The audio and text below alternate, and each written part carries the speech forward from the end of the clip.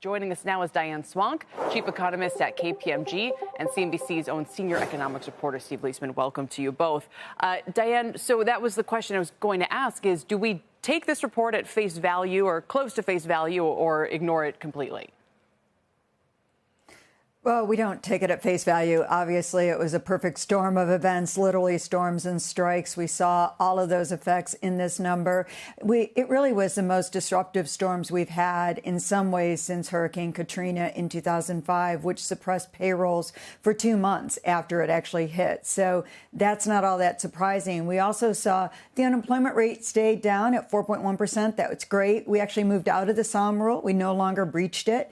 That's good news. Unfortunately, the reduction in participation, excuse me, I'm sorry about that. The reduction in participation rate was driven by a reduction in women's prime age participation, and a lot of schools were closed as a result of those storms, Helene and Milton, and they remain closed. Some of them are still closed today, and that's very disruptive, especially to women's participation rate in the labor market. So if I said, you know, there's a couple of simultaneous, we have the election Tuesday.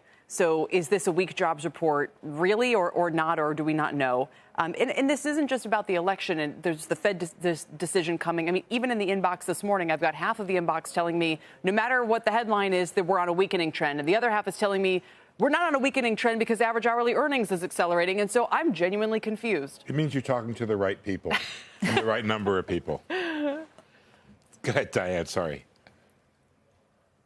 Oh, no. I mean, you know, I look at it. We've been expecting the job market had been slowing. The September number, downward revision, still a strong number. The August number, always kind of a funky number.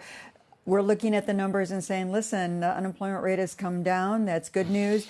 We think the unemployment rate anywhere around 4.2 to 4.4 is still close to full employment. That's a soft landing for the Fed. It's not a no landing scenario, although after 2.8% growth over the summer on the heels of an acceleration in consumer spending, this is not an economy that's on the verge of an end. And I think that's very important. And the fact that we actually moved out of the SOM rule, breaching the SOM rule during the month, I think, you know, it's just good news that we do know Claudia Sahm herself has argued that rules were meant to be broken, including the SOM rule, and it's not a coincident recession indicator this time. And I think that's important as well, is that the post-pandemic economy just doesn't follow a lot of the old rules. But if you also look where some of the job losses were, Steve, you know, amusement parks, casinos. I mean, these were things that were directly closed Diane, in response to those storms. I've been having some fun with other people's misery, I guess is the best way to put it.